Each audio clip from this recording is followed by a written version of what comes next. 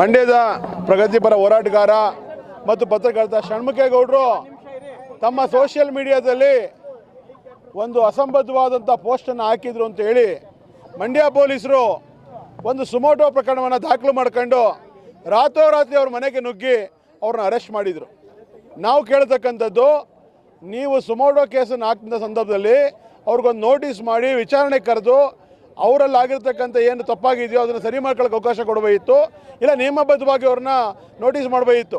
ಅದು ಯಾವುದೂ ಮಾಡದೆ ಅವ್ರು ಯಾವುದೋ ನೆಂಟರು ಮನೇಲಿದ್ದಾಗ ರಾತ್ರಿ 11:30 ಹೋಗಿ ಅವ್ರ ಮನೆಯಿಂದ ನೀವು ಎತ್ತಾಕೊಂಡು ಬಂದಿರತಕ್ಕಂಥದ್ದು, ಕಾನೂನು ಬಾಹಿರವಾಗಿ ಅರೆಸ್ಟ್ ಮಾಡಿರ್ತಕ್ಕಂಥದ್ದು ತಪ್ಪು.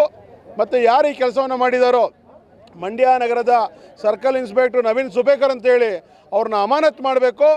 ಮಂಡ್ಯ ಜಿಲ್ಲಾ ಪೊಲೀಸು ಜನಸ್ನೇಹಿಯಾಗಿ ವರ್ತಿಸಬೇಕು ಅಂತೇಳಿ ಇವತ್ತು ಎಲ್ಲ ಜನಪರ ಸಂಘಟನೆಗಳು ಮಂಡ್ಯ ಜಿಲ್ಲಾ ಪೊಲೀಸ್ ವರಿಷ್ಠರ ಕಚೇರಿ ಮುಂದೆ ಇವತ್ತೊಂದು ಧರಣಿ ಮಾಡಿದ್ವಿ. SP ಅವರು ಇದ್ರ ಬಗ್ಗೆ ತನಿಖೆ ಮಾಡ್ತೀವಿ ಅಂತೇಳಿ ಭರವಸೆಯನ್ನು ಕೊಟ್ಟಿದ್ದಾರೆ ಮತ್ತು ಎಲ್ಲ ಸಂಘಟನೆಗಳ ಜೊತೆ ಚರ್ಚೆ ಮಾಡ್ತೀವಿ ನಾಳೆ ಬೆಳಗ್ಗೆ 11 ಗಂಟೆಗೆ ಅಂತೇಳಿ ಭರವಸೆಯನ್ನು ಕೊಟ್ಟಿದ್ದಾರೆ. ನಾವು ಈ ಮೂಲಕ ಹೆಚ್ಚಿಸ್ತಕ್ಕಂಥದ್ದು ಜಿಲ್ಲಾಡಳಿತ ಇದು ಕೇವಲ ಒಬ್ಬ ವ್ಯಕ್ತಿಯ ಪ್ರಶ್ನೆ ಅಲ್ಲ, ಪ್ರತಿಯೊಬ್ಬ ಮಾನವ ಹಕ್ಕನ್ನು ಕೂಡ ರಕ್ಷಣೆ ಮಾಡಬೇಕು ಮತ್ತು ಗೌರವಿಸಬೇಕು.